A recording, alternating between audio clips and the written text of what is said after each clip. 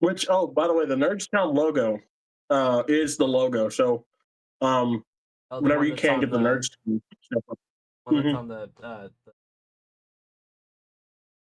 the Discord. yes, thank Yeah, you. God damn it. yeah. Okay, we are live. Well, welcome back. Okay, now are we? Yeah, yeah. Okay, okay. Welcome back, ladies and gentlemen, to Two Captains, One Pod. What kind of pod we're in? And as y'all can tell, it has been 3 weeks since our last episode. It is a new change of scenery behind me. Not so much me. There is a lot going on. There's a lot going on. Got a lot of stuff going on personally,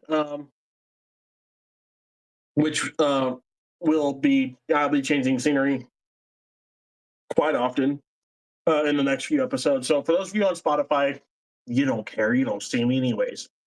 I But only for those expected to have of one week off, and it turned into 3. So at least you, for yeah, this one.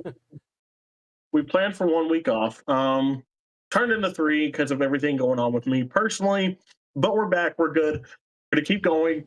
We know where we're at. We know that we're with Star Trek Into Darkness, number 2 in the Kelvin Timeline series. So we're gonna get into that. I just want to thank my sister-in-law Emily, though. Thank you for letting me use your room tonight for the podcast. And good luck at college this year. It is your senior year. We know you're going to do great. You got this. You're awesome. That's funny because it's Into my darkness. freshman year of college. Yeah. And we know you're going to do great things too. Yeah, we're working on You it. got this.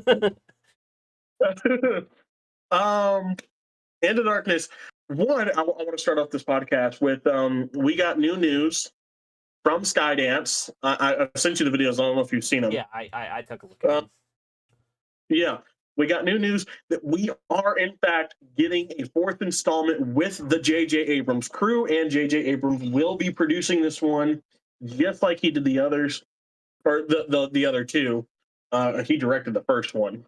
So, As well as another installment, not necessarily with the JJ crew, from Andor director, what's his name?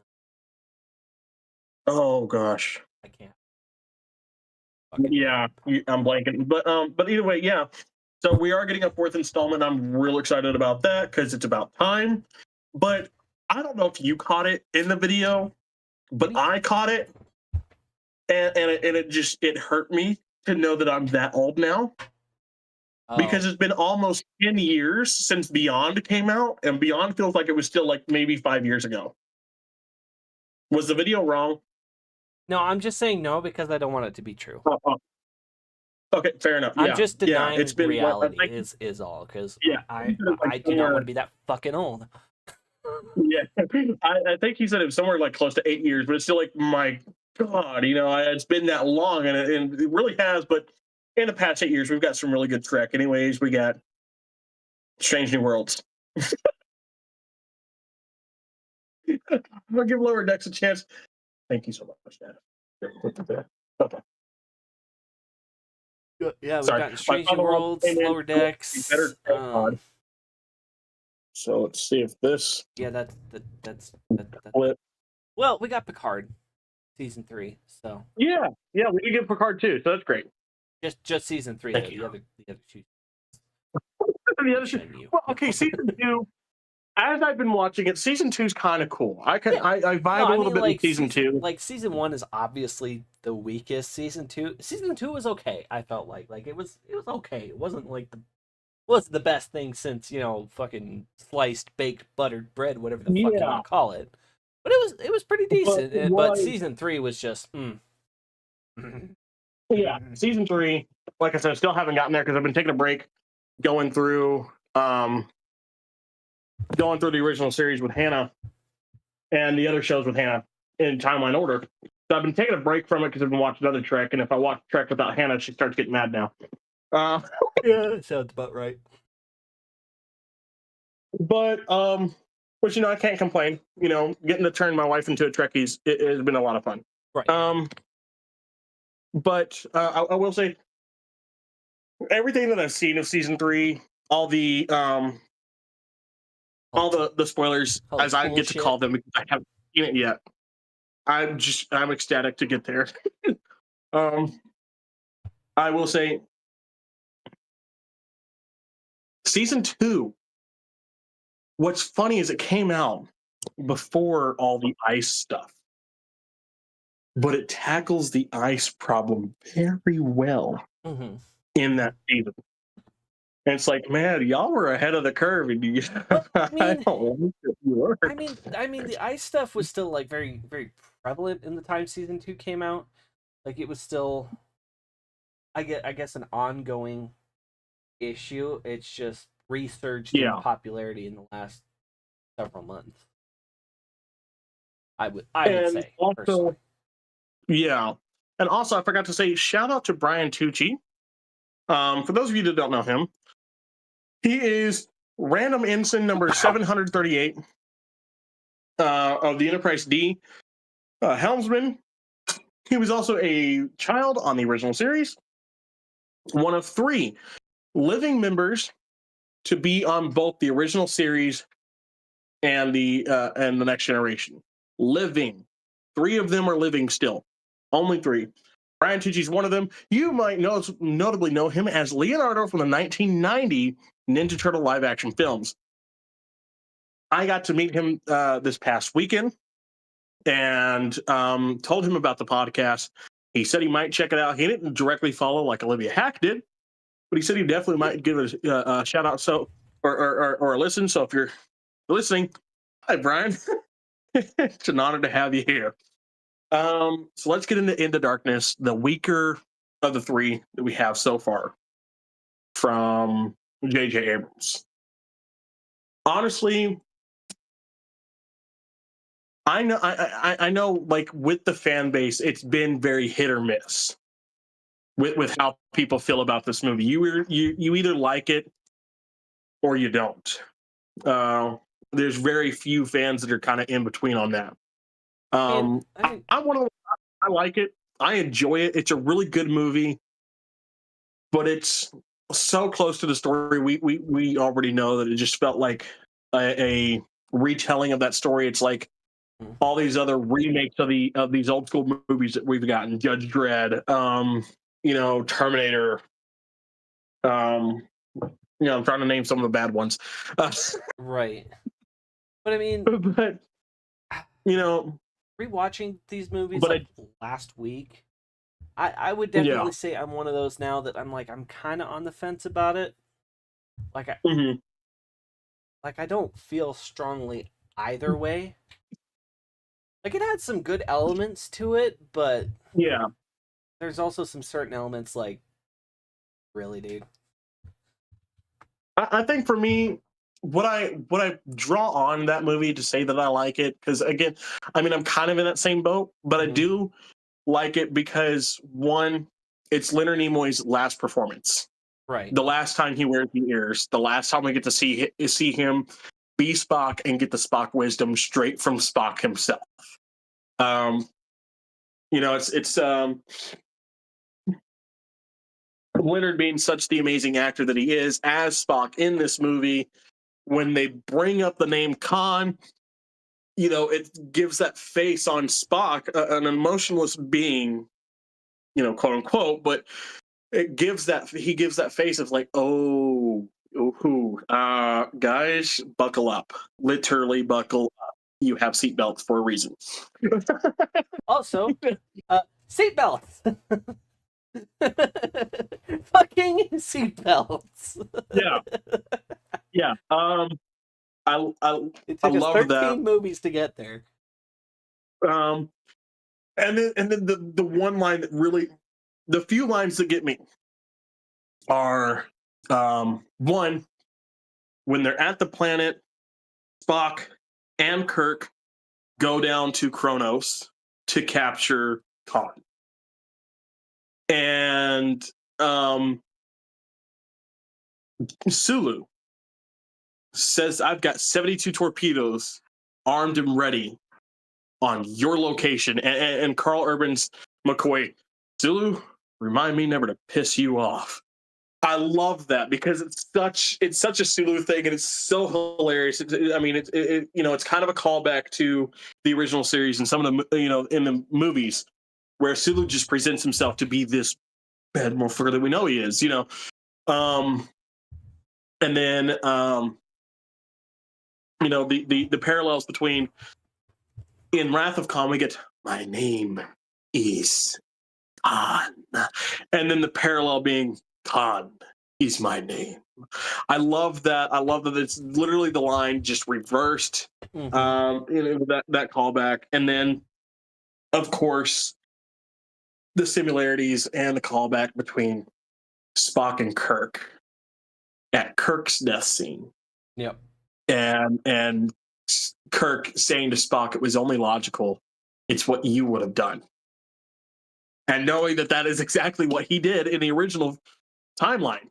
Before things got wacky, before Leonard Nimoy came back in time, that is what happened. And I know a lot of people were very mad about that because I've heard being all over Star Trek TikTok, I've heard every angle. I mean, of that one. I wasn't a fan of it at first. I wasn't either at first, but it's grown on me over the years because of the parallels. Just those words, it's what you would have done. It's only logical. It's only logical.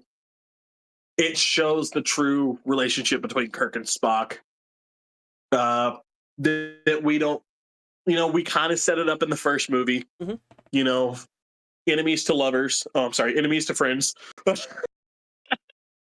Oh boy. In that first movie.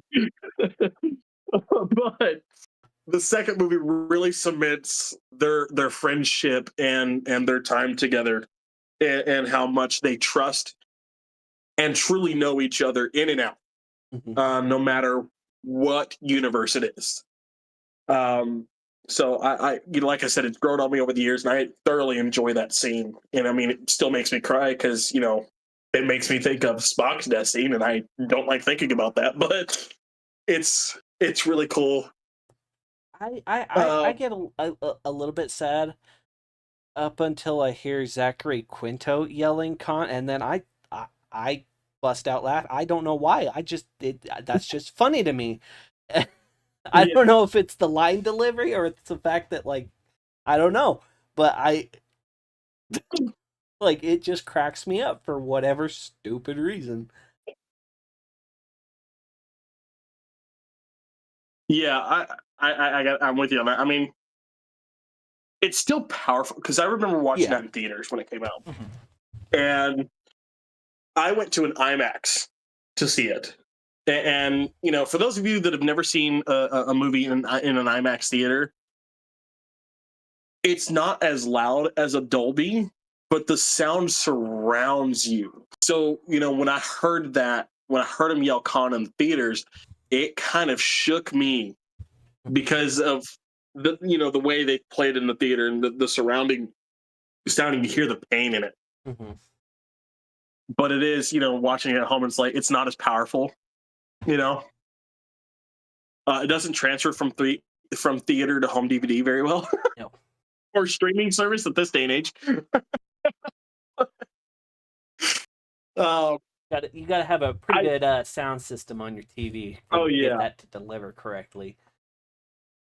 But also seeing Zachary Quinto just beat the ever-loving dog shit out of Benedict Cumberbatch though was quite fun because as we know, Vulcans canonically throughout Star Trek are a hell of a lot tougher than humans. And then Khan, canonically throughout Star Trek, he is genetically modified to be stronger than most other humans. So watching those two beasts go at it fist for fist, pound for pound, I thoroughly enjoyed that moment too. I didn't care for all the moving around during it. Like the running scene was cool, I mean, it's very action movie-ish. But the jumping between the barges and this and that while you're fighting, it's so overplayed. Even by then, It's it a was so very overplayed in every action movie ever that it's it's a just a very Mission cliche. Impossible type Yeah, yeah, and I'm not a Mission stereotype. fan. And I'm not a Mission fan. I never have been. Yeah, I like the first one, But but then that's again, about it. yeah, but I mean, but then again, I'm not a Tom Cruise fan. Like I love Top Gun. I love Risky Business. That's where I stand with Tom Cruise. Yeah, mine is Top Gun, Mission Impossible, and Days of Thunder, but only the first Mission Yeah. Impossible.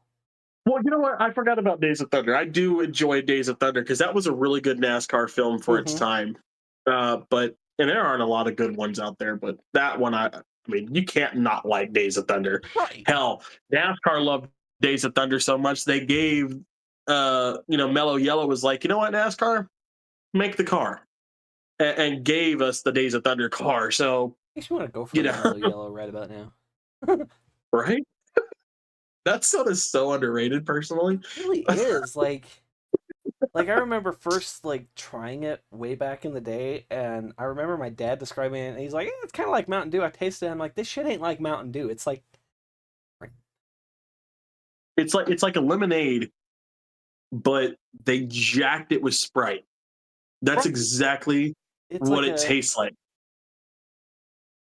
but if you try this the Sprite lemonade combo, Yeah, it's not the it's same. nothing like that. It's It's nothing so like that. weird. Yeah, It's yeah. definitely citrusy though. Like it's got other Oh yeah, like you can detect. Or yeah. anyway, we're getting way off topic here. Oh yeah, for sure. Um, Like like, hold on. unfortunately, because of my circumstances, and I just being unprepared for tonight. I mean, like I was prepared to come back on podcast. I was unprepared to do it here. Uh, I don't have. Well, no, that's not true. I might have one article, but it has nothing to do to pertain to this movie. It has something else. It's still Star Trek-ish, but I'll take a look at it here in a minute. See if I even want to use it. Um, but yeah, and then another reason I love this movie, of course, it's Anton's um, performance. There and how he has to take over for Scotty, and he's very unsure of himself. But by the middle of the movie, by towards the end of the movie, even before Scotty shows back up, we see Chekhov having that moment of, Captain, I don't know what to do. I'm sorry. I think I broke your ship. I don't know what to do. I am just freaking out. And you get Kirk, like Chekhov. You're good enough. You got this. It's not your fault. It's mine. I did this. I knew what the ramifications were. You did not break my ship. Our ship was sabotaged. And he gives him that moment of, okay, you know, might not have been Anton's last performance because, of course, that's Beyond. Um, but the moments that we get with Chekhov in that movie and in Beyond are, I mean, just absolutely, lets us dive into Chekhov a little bit more. And yeah, I love Anton Yeltsin's Chekhov. I really do. We don't get a lot of screen time with him in the first two movies. But what we do get, beautiful, amazing. I wish to God that he was still here, to come back and make this fourth one with us. I will say Skydance. I will say J.J. Abrams to anyone on the project for movie number 4. If you kill Chekhov, I will not watch this movie. Mm-hmm. If I go into the theater and I hear the words Chekhov is dead, I'm walking right back out. It does not matter how much I paid. I will be walking right back out because I will not do that. Artie, go back out there, please. What's up, baby? Hold on.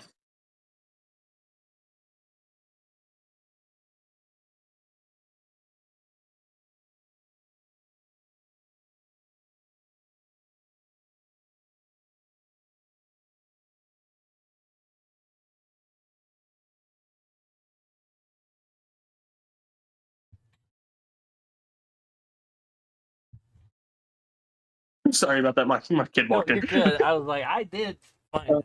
find an article. All right. If we're interested. Oh, hold on 1 second. While we're on the topic of articles, I am getting further into the process of Screen Rant. I'm on a probationary period with Screen Rant to produce Star Trek articles. So hopefully, we'll get some good Star Trek articles written by yours truly, so we can start trusting Screen Rant again. Right? Just look for Chris Yarbrough, not the other Chris. The other Chris on Screen Rant doesn't know what he's talking about. Anyway, this article is from Red Shirts Always Die. Okay, yeah. The title of the article, Star Trek Into Darkness, proved that remaking Star Trek cannot work. I did read a little bit ahead of this, so bear with me for just a minute. Star Trek should avoid doing remakes for the simple fact that fans will never truly accept them. This article is by Chad Porto. It was released January 9th of this year. So, Star Trek needs to avoid the current trend in Hollywood by remaking anything. Too often, we see stories get rebooted, retconned, and otherwise restarted just to continue a successful franchise. Most recent series, and the one that I won't deny I'm very interested in, is the Dexter reboot. Of course, from the perspective of Mr. Chad here. Right. With a firm conclusion in Dexter New Blood, a new series is in the works that rejects the ending of New Blood. This new sequel series will go hand in hand with a new prequel series. Quite excited about it, and hopefully it does things the right way. It's something that Star Trek can't really do and needs to avoid doing. Thankfully, Star Trek hasn't done the reboot idea much. They're always one bad year creatively from going into the cesspool that is content reboots. While it's fair to claim that the universe that started with Star Trek 2009 is a reboot universe, the Kelvin timeline, I don't largely believe that. Star Trek 2009 and Star Trek Beyond are wholly unique and different stories. They did well, and I consider the 2009 to be a successful film. They did do a reboot, however, and that was Star Trek Into Darkness. It was a rebooted concept and story idea of Star Trek II: The Wrath of Khan, just devoid of the backstory that was set up in the original series episode Space Seed. The follow-up film to that original series episode remains one of the most beloved pieces in Star Trek in franchise history. It's beyond beloved. Yet the reboot of the story Into Darkness is among most of the fandom's least favorite films. I would have to agree with that. Yeah. This may come as a shock, but I was never a huge fan of Wrath of Khan. Well, your fucking opinion's gone down, in my opinion. Yeah, you're done. You're done. But the reason everyone loved it is why I do enjoy it. Essentially, it's Ricardo Montalban chewing the set like he's a beaver for nearly 2 hours. What's not to love? That's a gross oversimplification of events. I don't like this guy. Yeah. You know what? Chad sounds like he didn't get enough hugs when he was growing up. Yeah, it really does. Yet I was extremely engaged with Into Darkness. I thought the Bendy Dick Come on My Back's take on Khan Noonien Singh was inspired. You forgot about that, didn't you? I tried pronouncing it correctly, and I'm like, oh, fuck it. I'm not going to get this right. God damn it. This is why we're not rated PG, kids. And making him less of a pontificating, whatever. I think that's right. Anyway. Pontificating villain and more of a ranting psychopath was perfect. Plus, he's so damn quotable. Yeah, all right. I'll accept that particular part of it. He's quotable, yet Ricardo Montalban is not? Yeah. I'm sorry. No, I mean, like, I agree with the fact that good old Bendy Dick Come on My Back is quotable. Yeah. But, yeah. But to say that as if Ricardo Montalban wasn't, because that's what this dude is implying. And I'm sorry. I know the whole line. He tasks me, and yet I shall have him. I will chase him around the... I'm sorry, I know that whole down the Antares Maelstrom. Anyway. I know that whole thing because Ricardo Montalban's voice in that is ingrained in my brain. Every time I hear the name Ricardo Montalban, hell, I was having a conversation at work today, and they were talking about Love Island or Fantasy Island, another Ricardo Montalban project, a show that he was on at the same time as Wrath of Khan. Right. And all I heard was the mention Ricardo Montalban, and that scene just went in my head. I'm sorry. No. Okay, continue. I thought the film was great, and it's one of my perfect personal favorites in the Star Trek canon. A tad shocking, I'm sure. Yet if that film can't find its traction with the fandom, then no rebooted film can. I think the film is great and the story is so engaging, yet because it tried to do the Wrath of Khan formula, I believe it was dismissed by the fandom as a soulless retread. I'd say that's pretty accurate. Well, okay, let's go back to something he said earlier. It was a movie set up with Khan that did not have the backstory of Khan in a show like Wrath of Khan did. Wrath of Khan, those fans, first and foremost, those fans for Wrath of Khan, they grew up with the original series. They watched it every night on their TV. They watched the reruns in the 70s, and when that movie came out in the 80s, they knew who Khan was. They remember the episode of Space Seed. They knew the backstory. So it worked. You're talking about fans. Me and you, matter of fact, okay? The J.J. Abrams movies were made for us. Okay? We were the fans JJ was trying to get into Star Trek with those movies. Right. Because we were at that age, we were old enough, we were teenagers going to see those movies, action-packed, spaceship, boom, boom, boom, boom, boom, aliens. That's going to fit us perfectly, and that's going to pull us into the franchise. That's what J.J. Abrams is trying to do. Where Into Darkness failed with the franchise is what he said earlier, and my point being, if it, for people that got pulled into the franchise at the same time, with those movies, they wouldn't know who the hell Khan Noonien Singh is. They would have no idea. That's their first introduction to him, and we're trying to figure out why the hell is he so important? Why does he matter so much? Because they didn't have the backstory that we did. Most of them hadn't seen Wrath of Khan. Assuredly, majority of them had never seen the original series or the original episode Space Seed. So that's why it's failed. And then the older fans saw saw Wrath of Khan, and it was like, okay, you're trying too hard to be Wrath of Khan, and it's not working for you. No, baby, I need you to go back in there, please. Okay. But yeah, it was, they tried so hard to be Wrath of Khan that it ultimately blew up in their face. Even J.J. Abrams has said this before. He tried so hard to make that movie, or to make a movie that would resonate with fans on that same line, using the worst villain that Star Trek has ever had, and it didn't go well because he did not do the work to set up this villain properly.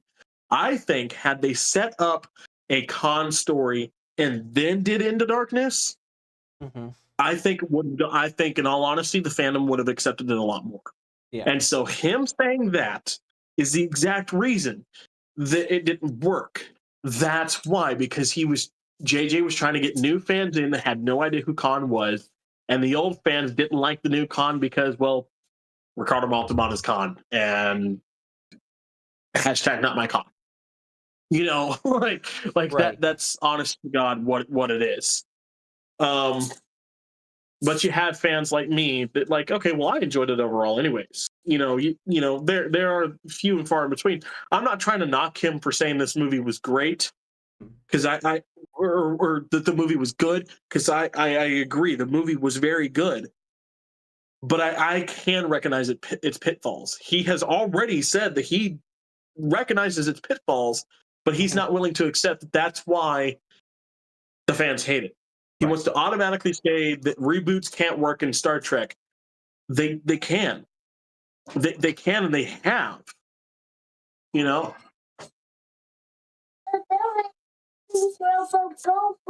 Okay, baby, you have to go in there and please stay in there. Okay, I am busy in here. Yeah, I'm gonna do my podcast. You stay in there. Anyway, we've only got like a paragraph of this article left. Yeah. Go ahead. Sorry. So I'm going on a rant. I believe it was dismissed by the fandom as a soulless retread. I think unfair, but I can completely see their stance on it. I disagree, yet I understand. If that film can't find its legs in the fandom, then no rebooted film can. That's why it's best to just stay away from the concept entirely. I'm fine with a spin-off series of Strange New Worlds that fills in the gaps of the early cancellation of the original series left, because I view that as a continuation of the story, not an attempt to reboot the concept. Yet anything beyond a continuation of the story with or without the same actors and actresses should be avoided. Okay. Again, reboots have already happened in Star Trek. Mm-hmm. They just didn't happen in movie form. The motion picture was rebooted several times in several different ways in The Next Generation, Deep Space Nine, and even Voyager. The same thing. Mm-hmm. Parts of Voyage Home have been rebooted in Voyager, Deep Space Nine, Next Generation. It's not that reboots can't happen for Star Trek now. Would I say stay away? Sure. In all honesty, I would. But we've talked about, we would love to see a TNG Kelvin timeline. Mm-hmm. I still would. I still absolutely would. I want to see that timeline, TNG Kelvin timeline. I still want to see that. But it's not a reboot. Even still, Into Darkness was not a reboot. By technicality, Into Darkness, with it being their first time facing Khan, technically Into Darkness is the space seed. It's not even Wrath of Khan. Are there hell of a lot of parallels, between Wrath of Khan and Into Darkness? Yes, because I've even said those are some of my favorite moments. Are the parallels? But it's not. It can't be classified as a reboot. I refuse to classify it as a reboot. I see that, I see where a lot of people can say, yes, it is a reboot, but it's not. Because most reboots are almost shot for shot for the original, with maybe few things here and there sprinkled in. Again, let's take Judge Dredd, for example. Carl Urban takes on the role of Sylvester Stallone's Judge Dredd and almost does a shot for shot with the original, but it just didn't resonate with the Judge Dredd fans, and no new Judge Dredd fans came up. I know I mentioned Terminator earlier, but Terminator Salvation Day was 2009's Terminator. Wasn't great. Yeah. I mean, it wasn't a reboot. It was kind of a continuation from the original Terminator films, but it was a refreshing of the franchise, and it did not go well with the Terminator fans. I'm trying to think of some of the other rebooted series or movies that come to my mind that didn't do well, and they're not coming to my mind probably because they sucked so much that I just don't want to think about them. But it's, like I said, I would never classify Into Darkness as a reboot. It is its own story. It just involves Khan. Right. It involves Khan, and there are several parallels. That is not a reboot.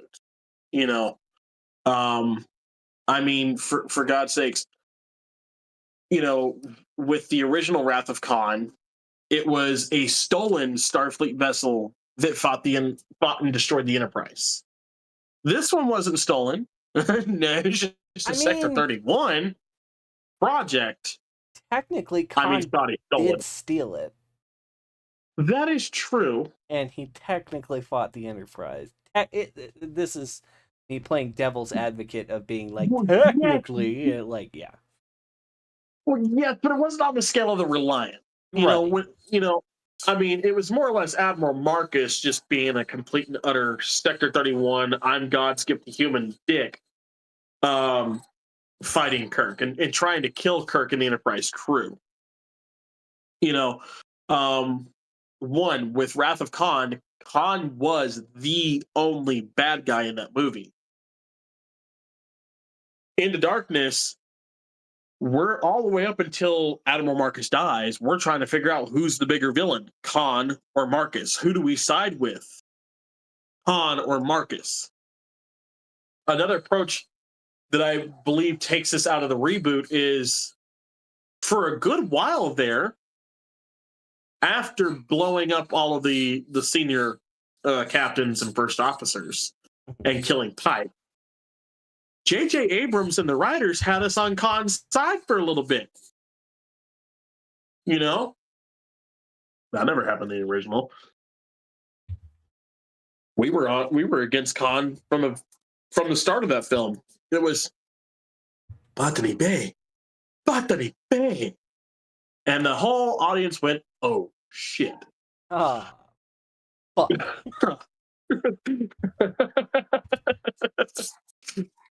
This time is John Harriman must be taken down. Yeah, kill John Harriman. My name is Khan. Yeah. Harriman's My Star name Trek is Generations, buddy. Yeah. Well, you know what I meant, but either way, yeah, I know, but yeah, kill John. All right, cool. And then it was, my name is Khan, and Admiral Marcus is going to try to kill you. Kirk, what are you doing? Oh shit, you talk to him. Oh, maybe we mess with Khan. Like, he killed Pike, and I'm still not okay with that. Like, you got to atone for that, but okay, you help us defeat the big bad of the movie. Well, he defeated the big bad of the movie, but now he's going to destroy London. All right. Or San Francisco. Sorry, he already destroyed London. Now he's destroying San Francisco. Either way, like I said, I could go all day about why it's not a reboot. Mm-hmm. It's just not. It's just, in my personal opinion, it's just not. Like I said, I understand where everybody's coming from and saying that it is. It's very close to being a reboot, but it's not. Right. It's just not. It's not its own story. I will say that it very much is not its own story. I will give everyone that, because I've always said that it's not its own story. That's why I love Beyond the most out of the three. But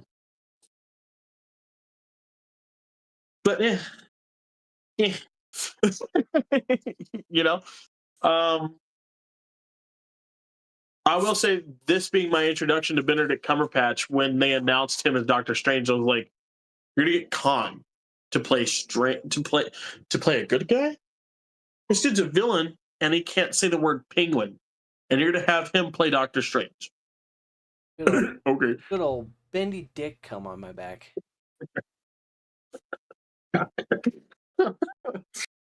That's just how I'm going to refer to him from now on. Like, you can't. Yeah. Like, I even tried this episode. I tried to pronounce it correctly, and I'm like, fuck this shit. Very well. Good old Bendy Dick come on my back. But, his portrayal, I love his accent in the film. Like, I know it's closer to his actual voice, than Doctor Strange's, because he's not American. I know that much. No, he's not. But it is hard for me to personally, you get anybody to play Khan and they don't have an accent, I automatically don't want to see that Khan. Just for the simple fact, Ricardo Montalban's accent for Khan, that was just Ricardo Montalban's voice. And I love his natural accent. And then, of course, Benedict Cumberbatch's British accent Khan. I don't know what it is about a villain with an accent, but it just makes them seem more evil to me personally. Mm-hmm. And I enjoy it. You get me an American guy. He might look like Ricardo Montalban, but you get an American guy playing Khan, and he talks like me. Khan is my name. I'm going to kill you, Captain. No, you're not, you little pisshead. Get out of Little here. pissant. Little bitch. Who are you? My name is Khan. My Okay. name is Khan. Yeah, my name's Khan. But no, it's the foreign accent with the character of Khan. It just makes him seem more menacing. Mm-hmm. Also, one Khan helping save a little girl's life. In the very beginning of it was like, again, that was another moment. Is like, do we trust him? Do we like him in this movie? I would, however, like to see, kind of in between, the first movie and Into Darkness, Mm-hmm. the story, the backstory of Khan and John, his alter ego. I would love to see that that backstory, because I think that would make an interesting film as well. Mm-hmm. But also just the 72 torpedoes. That was a cool bit. That was a really cool touch, cool nod to the original as well. To Space Seed, not even Wrath of Khan, but to Space Seed itself. The 72 members of Khan's crew on the Botany Bay that had survived stasis. Another thing that went over a lot of fans' heads when Into Darkness rolled out, because I remember, seeing the memes on Facebook. Because yes, that's how old that movie is, ladies and gentlemen. I remember seeing the memes on Facebook saying, if you knew why there were 72 torpedoes, you're among the real ones. The real Star Trek fans. And I was like, yeah, I get that. How many torpedoes do you have? 72. I surrender. Like, Ooh. I don't know why he's doing it, but okay. And then let's see. It's the first time we also get to see the Klingons. We've already gotten to see the Romulans. We've gotten to see the Vulcans. We're getting the third one. We're getting the Klingons, and I loved their look. I thoroughly enjoyed the Klingons' look, and I love the little jewelry pieces too on the head ridges, the rings. I thought that was a cool, I wasn't cool a addition. fan of the rings, but that's just a personal thing for me. I became a fan. Like, I'll be honest, when I first saw the movie, I wasn't either. I became a fan of them when I watched some of the interviews about the movie, because that's what I do. Mm-hmm. James had stated that the rings indicate amounts of kills that they've done. So the more rings they have, the more they've killed in the Klingon Empire in this new timeline. And I was like, that's kind of cool. Like, that's kind of badass. I actually like that. I kind of fucks with it. Yeah. And then, the armor was a tough sell for me at first. I'm not gonna lie, the Klingon armor, especially the helmet, was a tough sell for me at first. But also the fact that they had the ridges on the helmet as well. I mean, looking at it now, still, kind of cool. Kind of cool. Like I said, it was a tough sell at first, but I enjoyed it. I've come to enjoy it as I've gotten older. Maybe one day I could maybe say the same thing about Discovery. Who knows? Uh, yeah. No, let's be real here. Let's be honest. That ain't gonna ever happen. But seeing the Batleth was cool. The Kelvin timeline Batleth, not too much different from the Batleth that we'd known, but just enough. The disruptors looked pretty close to the TNG style Klingon disruptors. Which the TNG disruptors are based on the original series disruptors. Right. There's not too terribly much difference in that particular design. Which, I mean, hey, you're a warrior race that kills everything in sight. once you figure out what does it, you're not really going to change it too much 'Cause, anyway. I mean, So even if you look at like the old original series movies and like the Next Generation, Klingons don't change much for like the next 80 years. yeah, it's like the Monster Maroon uniform. Like it lasted until Next Gen, but like even like the Klingons are still doing that shit fucking even past Next Generation. So even like the next 100 Yeah. years, Klingons don't change much. Mm-mm. But again, you're a warrior race that loves to kill. Once you figure out what does, you don't change your methods. You know, I mean, look at hunters. Look at human hunters on Earth now. We've been killing with bow, arrow, and spears for years, and we're still doing it. There's more improved bows and arrows and whatnot. And we've also got guns. Yeah. Right. But yeah, I mean, I thought it was really cool getting to see the Klingons in this movie, getting to hear Klingon, and then Uhura getting to show off her talents again. Just amazing. I love when Uhura gets to be, it doesn't matter which Uhura it is. I love when she gets to be that character of like, I got this. Watch this. Strange New Worlds of Horror does it quite often. I enjoy it. Of course, the original series, and then into the movies, and then of course the Zoe Saldana Zahora. Just every chance she gets. No. Watch this. Hold my beer, boys. Watch this shit. Right? I mean, almost exactly what she does to Spock and Kirk. I mean, her commanding officer and her commanding officer / boyfriend. Are you two Commanding fighting? officer and her executive officer / boyfriend who she's fighting with. Yeah. Are you two fighting? Oh my god, are you two fighting? What's that even like? What's that even like? And then,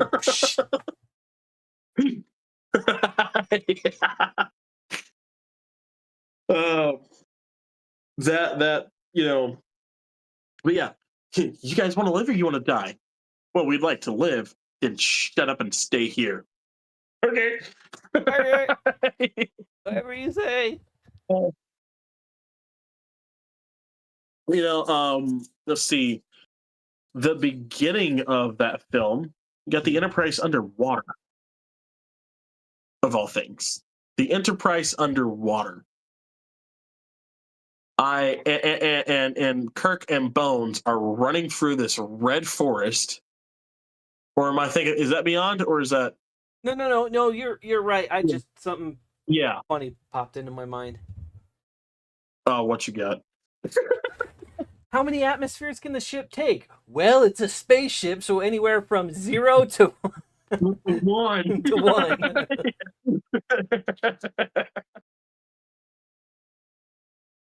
I don't even know what the salt water's going to do to it. Anywhere from 0 to 1. Mm-hmm. Had to pull out the Futurama reference on that one. Yeah.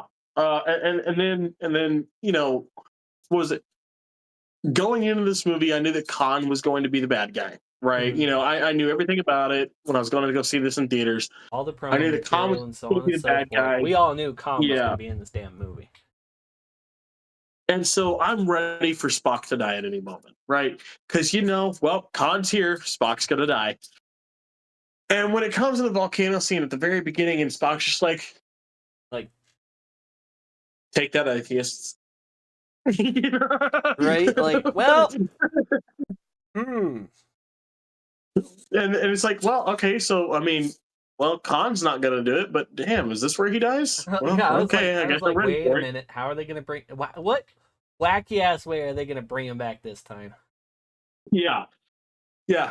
No, just gonna expose the starship to an underdeveloped civilization. Well,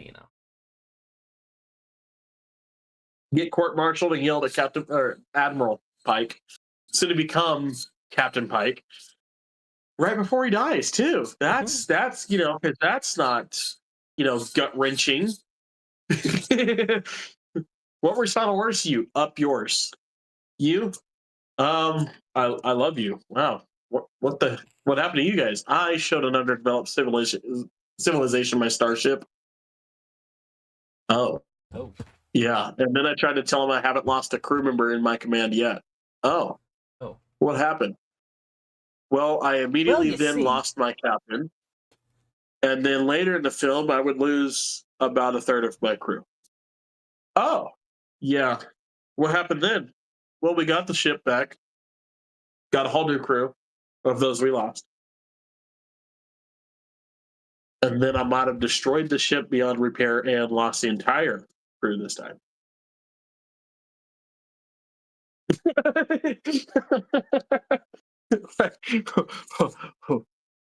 Well, yeah. um, I will say J.J. Abrams goes through Enterprises like Kirk goes through Green Women. I will say that. Mm-hmm. Yeah.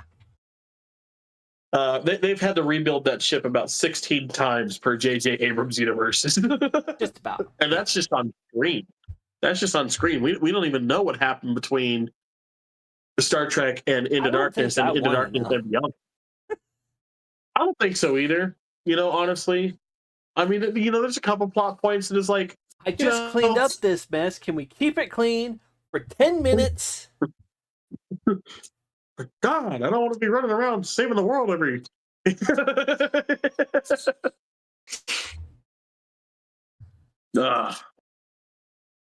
I'm trying not to talk about Beyond because one of my favorite moments is playing in my head as we're talking about all this, and it's the Beyond moment where Kirk and Bones have stolen the whiskey from Chekhov. Oh, we thought he'd be more of a vodka guy. Yeah. That's gonna be a fun one to talk about. But yeah, again, Leonard Nimoy's last performance in this movie. Last performance ever, and last time as Spock. Partially, I think it's fitting that Nimoy went out as Spock, considering that while Spock may not have been his first ever role, it was his breakout role. Right. Without Spock, Nimoy wouldn't have been able to do a lot of the things that he was able to do in his career. And without Star Trek, he wouldn't have been able to do a lot. So I felt it was very fitting that his final role was Spock. Mm-hmm. I wish we'd gotten him for another movie, but I do love that of all the things that Ambassador Spock brought with him to the future, it's going to be that photo of them at the beginning of Wrath of Khan in the Monster Maroon uniforms. We're all standing on the deck, and which is a recreation of the original series photo of them all standing on the bridge of the Enterprise. That picture he got in Beyond? Yeah, the one that Zachary Quinto's Spock gets in Beyond. Which is actually a promotional picture for Star Trek V. That's what it was, Star Trek V, yeah. Uh-huh. But again, a recreation of the promotional picture done for the original series when they're all standing on the bridge of the Enterprise. I love that was one of the things that he brought back with him from the future. It shows his love for his comrades in the crew. But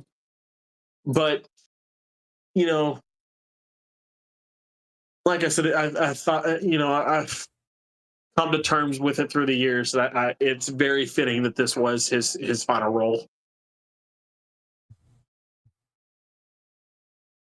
Personally, I don't think Leonard Nimoy would have it any other way.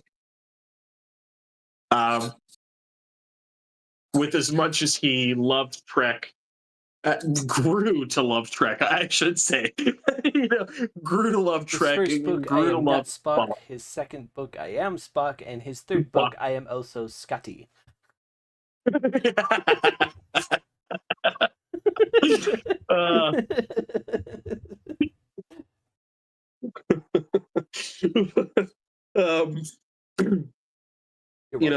the way that he grew to love Trek, I think again, very fitting for who Leonard Nimoy was and what Trek meant to him and what he meant to us as Spock.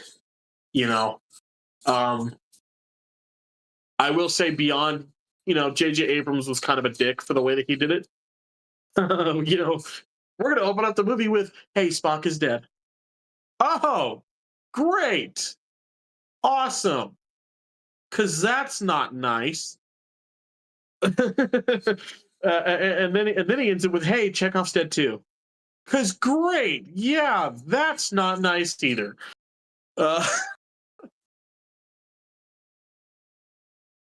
But to have him talking about Khan in this movie, everything that he says without saying, again, the emotions without describing the events of Star Trek II. Yeah, what he says is very, very fitting. I would say. When you watch this movie after watching Wrath of Khan and Space Seed, because personally, I feel like you have to watch both to be, to really get this movie. And of course, you have to watch Space Seed to watch Wrath of Khan. I mean, you don't have to. You don't have to. But it's that you do. When you watch both of those and then you watch Into Darkness, you also if realize you're a new fan and you get to Wrath of Khan, you're like, wait the fuck a minute. With that little plot hole, and then you find us and we explain that for you. Right. A little bit of shameless self-promotion. Right. But you also realize, that as Spock is talking, he is very emotional for showing no emotions. And you can tell it in the way that he talks about Khan and what Khan did to his crew. And you see it in like the shocked faces, the fascinating face, as everyone loves to call it. It's very much oh, hi, what do you need, baby? No, go back out there, please. Go back out there.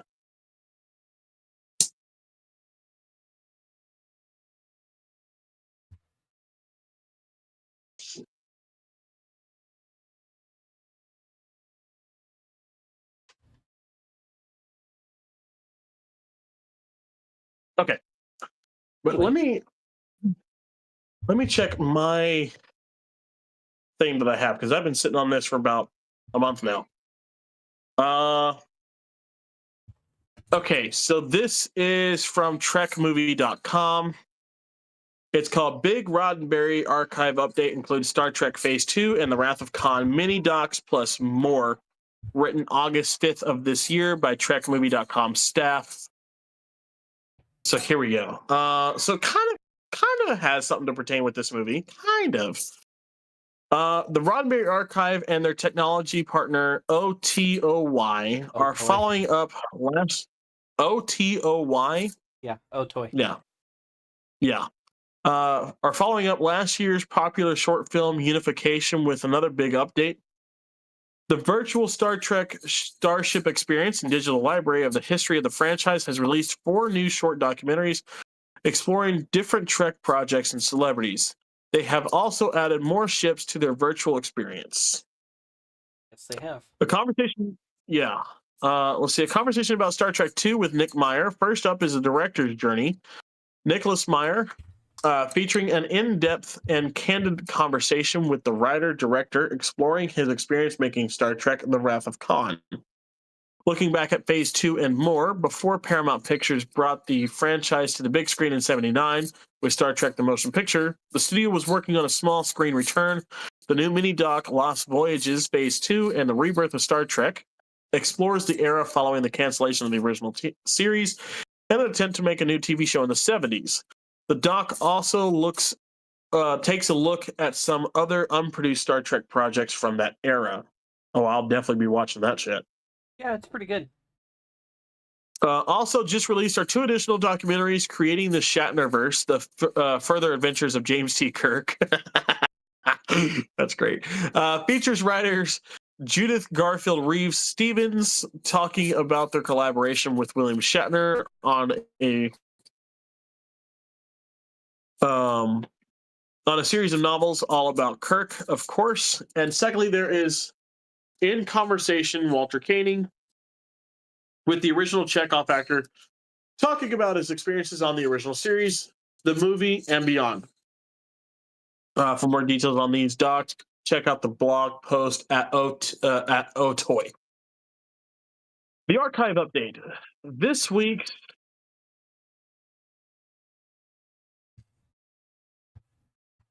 silence the ads. Fuck up. Silence your ad. Okay. This week's update also adds 7 new ships to explore with the Roddenberry archive, including the USS Kelvin, a Cardassian Keldon class cruiser, several spacecraft from the unproduced Star Trek Phase 2, and the Doomsday Machine. This trailer highlights what's new. Got a little video on there. The latest update brings the total to 17 Star Trek spacecraft, now available to view as 3D models that the user can turn and manipulate to examine from any direction. Mm-hmm. And all of it is freely available at the archive web portal at roddenberry.x.io and via the Apple Vision Pro app. So that's that. That is that. Okay, this thing seemed a lot more interesting when I looked at it versus just now reading it, but that's okay. That's okay. Still pretty cool information. Sounds like I've got some new documentaries to definitely check out. So I definitely will be. I know there's a new one that's been in production for about almost a year now, and it's the Asian American culture and Sulu. The story of seeing Sulu on the bridge and how these Asian American guys made their own Star Trek fan film and stuff because they realized that there was a place for them in Star Trek because of Sulu. And so they made a whole documentary about them making their short film that they made years and years ago. I think back in like the 70s or 80s is when they made their film. Which, once I watch the documentary, I hope they'll talk about where their film is at and I can find it.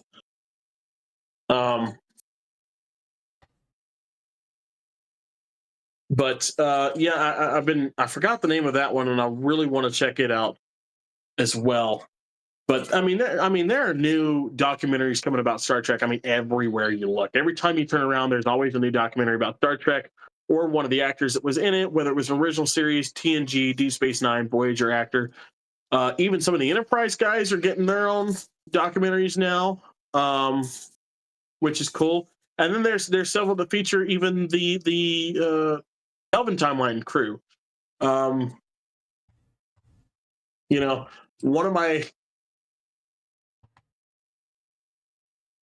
of my favorites to watch that features the Kelvin timeline crew is For the Love of Spock.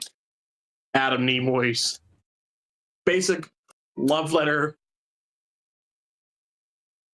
to his father and to the character that his father portrayed. What I wish could have happened is that the original idea for the Love of Spock was able to be done. For those of you that don't know, For the Love of Spock was supposed to be a journey of Adam Nimoy and Leonard Nimoy talking about his time as Spock, being recognized as Spock, falling in love with Star Trek, the franchise, the times when he hated Spock, and their own what am I trying to think of? Their own relationship as father and son during those times. And you can still see, when you watch it, you can still see some of the parts that they had, started on in that documentary, but it quickly changed from that to the love letter that he, made for his dad, because at that time is when Leonard had passed away. And it's a very touching documentary. You get to talk to, but Simon Pegg is featured in that one, and Zachary Quinto is featured in that one, and I think even Chris Pine is featured in that one. So you have Kirk, Spock, and Scotty all talking about Leonard Nimoy in that one, and the makings of both Star Trek 2009 and Into Darkness. And of course, you get to talk about the moment in Star Trek Beyond when we learn Spock's passing. It's you know, and then of course, you know, you have the commentaries on the DVDs, which are really great learning sources as well. Unfortunately, again, due to my circumstances, I have not been able to watch the documentary or the commentary of Into Darkness. Hopefully, I'll be able to, you know, in between now, this week and next week, be able to watch the commentary for Beyond. Again, my favorite of the three films, and hopefully get some good insight on that one. But we could talk about. Yeah.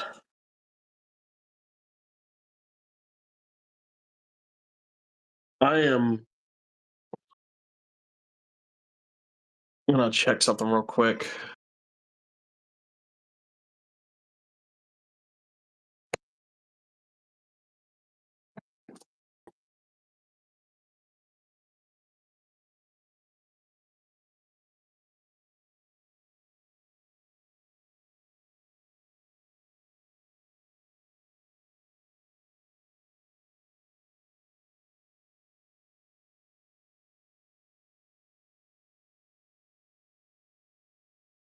Let me call you right back, buddy.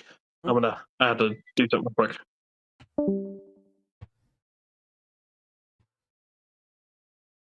He'll be back anyway. Part will probably get chopped out when we do the actual thing. The thing. So. Yeah. Stuff.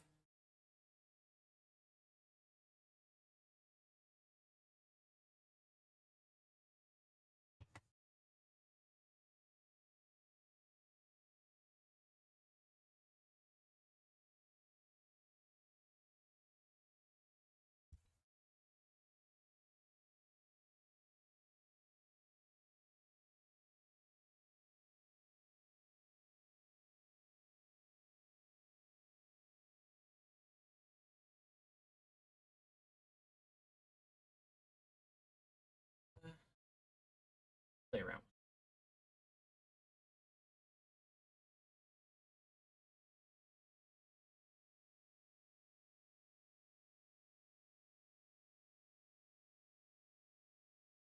Warning, warp core breach a lot sooner than you think.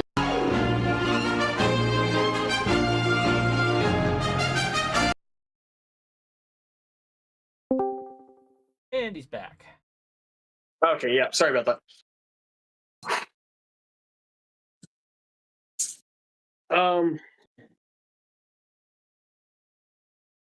I'm curious to see though if we're going to get any more from Carol Marcus in this fourth installment. Be Because interesting. she was in Beyond. You know, wasn't she in Beyond as well? No. Yeah, because I mean, it sets up, of course, the love affair between, you know, well, not affair, but the love of the Carol Marcus, Jim Kirk, you know, setting. Which, you know, for those of you that are just fans of these movies, Carol Marcus is Jim Kirk's baby mama, to say the least. On again, off again, girlfriend. It kind of sets that, you know, Strange New Worlds has even, you know, talked about that a little bit, setting that up. So, you know, it set it up, but then she gets paralyzed, and it's like, I'm wondering if we're to get any more from her. Because, you know, at the end of the movie, you know, she's paralyzed, and then we see her back on the Enterprise with Kirk and the crew, but she's walking around because, of course, modern medicine at that point in time, you could probably put like an inhibitor chip in there or something, and she's able to walk again. But I don't think she got paralyzed. I think she just like had a leg broken or something like that. maybe that's what it is. Because I'm like, I always I just thought, would like, he vividly paralyzed or something. remember if like Han paralyzed her. Yeah, And I know he choked her just out. That he, much like, I know, but I don't yeah. think he actually paralyzed her. I know that he, like, as she's down on the ground, he just kind of like stomps on her, and we don't see where he stomps on her. He just, he hits that Yeah, because motion, and after then all of a that, sudden like she freaks out. Khan kills her dad, and she's like leaning up, like on her hand. So I think he just like snapped her leg or something. Yeah. Okay. But anyway, yeah, we see her, on the bridge of the Enterprise with the crew as they go back out for the next mission, and it's like, and then we didn't get her. We got nothing else from her, and honestly, I personally enjoyed this Carol Marcus. I thought this actress did a really good job. But then again, I have a thing for Aussies, and it's the accent. But she's also really pretty. Another one of the best moments in the movie is, well, sure, Dr. Marcus, I can work some magic on your missile. Dr. McCoy, might I remind you, you are not there to flirt. How can these legendary hands help you, Dr. Marcus? I always wanted to be trapped on a deserted island with a beautiful woman. Not to mention the fact that Nurse Chapel is referenced in the movie. Is she? Well, not in the movie, but she's referenced in the movie. Right. I know she's not in the movie because now that you've said that, I just now realized we haven't seen Chapel the entire time with this crew. Mm-hmm. And now I'm a little bit mad about that.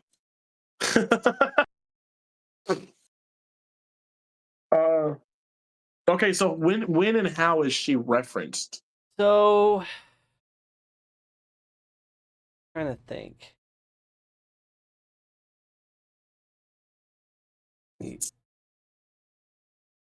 Yeah, so like when Carol is about to like change for their whatever. Oh yeah. And she tells Kirk that that she's like, I know who you are, James Kirk. She's like I'm a friend of Christine's. Yeah, I'm a friend of Christine. She has a lot to say about these days. Yes, that's right. That's right. Which alludes to her already having served some time on the Enterprise, but gone off to do her own thing, much as she does in the original movies. That's right. That is right. But also that scene. Turn around. No. I don't think I will. That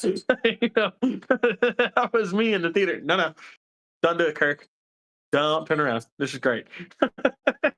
I'm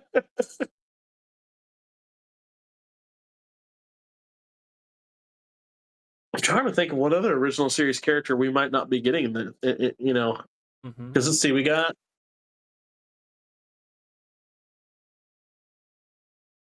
technically haven't seen Yeoman Janice Rand. That's the only other one. That's true. But Yeoman Rand, I mean, she can only technically be I mean, don't get me wrong. Do I count Yeoman Rand? Absolutely.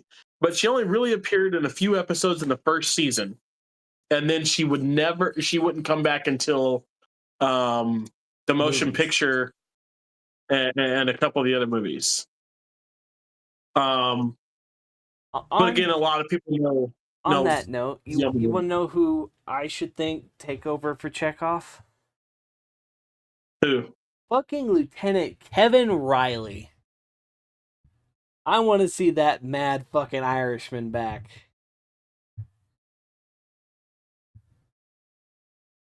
Just don't let him get drunk and put him in engineering. Do it. Fucking do that shit. Either Riley or God, what's that? Sean Kinney, the guy that played Captain Pike when he's found alive in the original series. I don't remember. He also played. I don't remember. Yeah, he also played another character. Yeah, hi. I know it starts with a D. I know that much. It starts with a D, but I have no idea.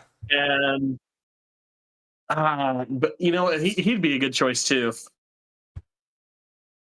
Just have the guy that played Christopher Pike come back, wear a mustache, and there he is. That's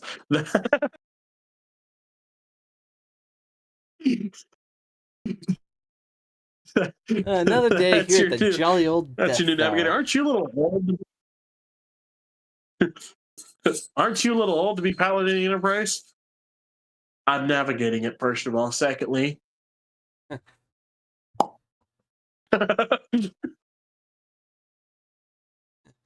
put a. You know, my father gave you the. Darth Vader believes he has the ability to choke us. He does not. If he knew about this, then he would kill us with his lightsaber. He falls to the floor. The deck crew comes to get him. They put a mustache on him, and now he's Lieutenant Leopold. Why, Jenkins over there has died 37 times. He's got like fucking mustache and fake beard, like a wig, fucking glasses. What are you gonna do if he dies for the 38th? I don't know. Probably shave it all off.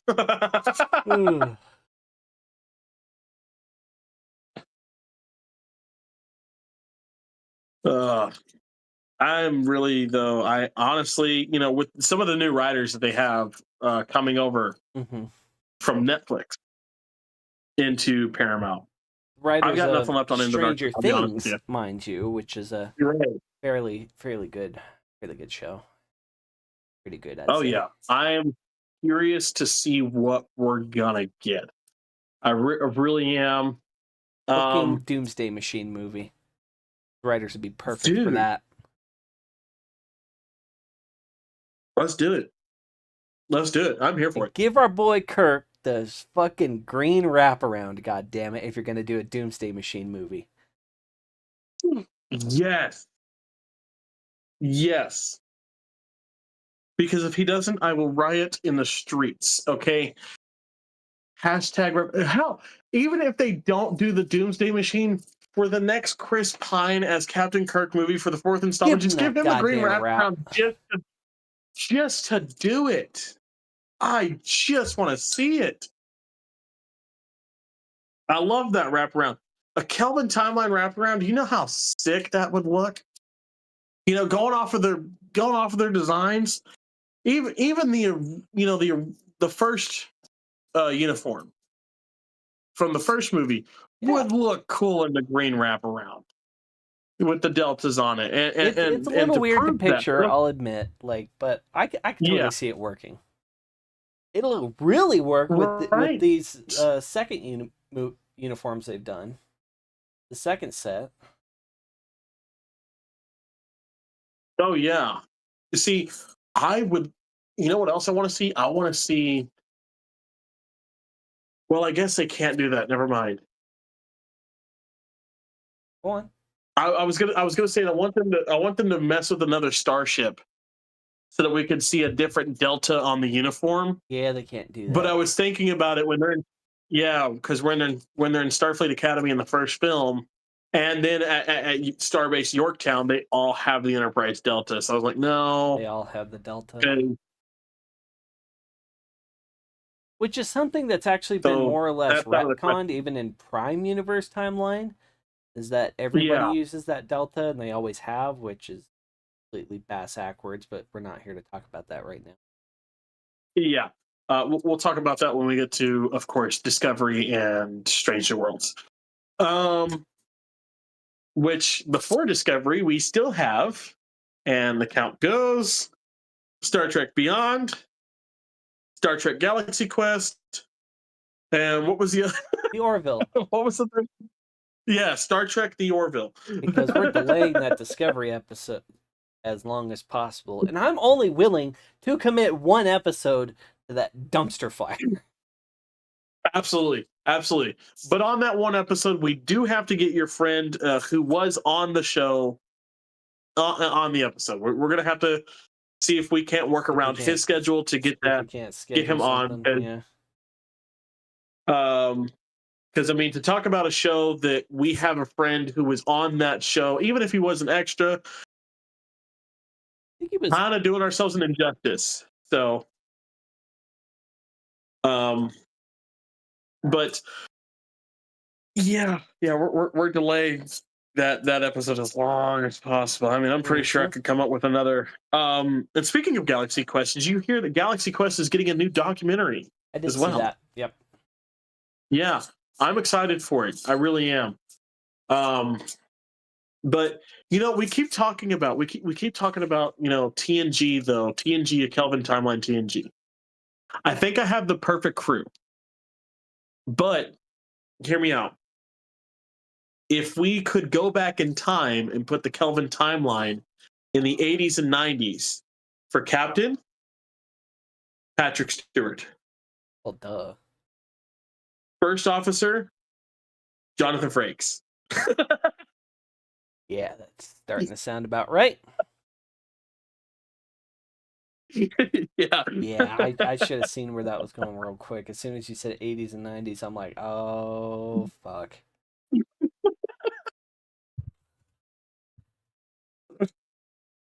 But no, you know, I've still been thinking on it, and you know, I still don't have the perfect crew settled out for it. Will You know, McAvoy has to we've- play Picard, like, no matter what. Yeah, James McAvoy has to play Picard, but it's just, I mean, It's everybody else who's the problem. yeah, it really is. And oh my god, I was watching. Michael Dorn was on. I think it's called Inside You, Mm-hmm. which is Michael Rosenbaum's podcast. He was on that pretty recently, talking about his time as Worf, and he's using his actual voice, which is nowhere close to Worf's voice. No, it's not. It's actually pretty weird. And yeah, and it they were talking about like how did you find the voice for the Klingon? And he goes, in all honesty, I just the first 2 seasons it was this voice, and then I kept working with it, and then all of a sudden he started to sound like this. And it's just it was so weird to hear him go from his normal voice to Worf like that. But it was It's also weird to hear mean, hear his voice in other things, such as Yeah. for example, Justice League, where he played Calabac, and I'm like, that's Yeah. fucking Worf. Yeah. But I was looking at the comments of the video that they had posted to their TikTok page for Inside You, and a lot of people were like, yeah, a lot of people don't realize that Michael Dorn was a voice actor too. Well, I decided to add, did y'all know Michael Dorn, Worf, was Sandman in the Santa Claus movies? And the amount of likes and comments I got on my comment, even Michael Rosenbaum was like, I didn't know that, but a lot of people don't. Like, he had commented on my comment. I was like, hey, that's cool. But it was the amount of people like, you're kidding. And then like, I saw one got me. It was timestamp was like, okay, I posted that, and 1 hour goes by, and this guy comments, you're joking. 10 minutes later, I get another notification that there's a reply on that comment. He goes, and it's the same dude. He goes, no fucking way. No fucking way. So I know exactly what he did. He went and he watched the part of the Santa Claus with Sandman in there and goes, oh my God, it really is. Speaking of finding interesting things that voice actors have done, I was Yeah. watching Avengers Earth's Mightiest Heroes the other day.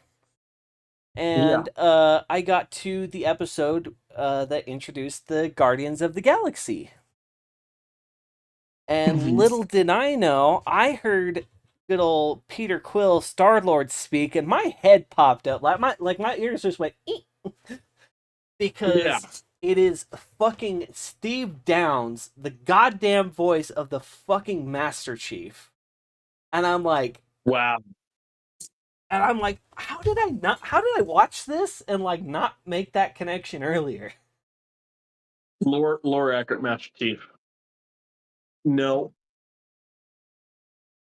But like I was just like, he's done something other than Master Chief. Like, it's on Slinky. Go. Go.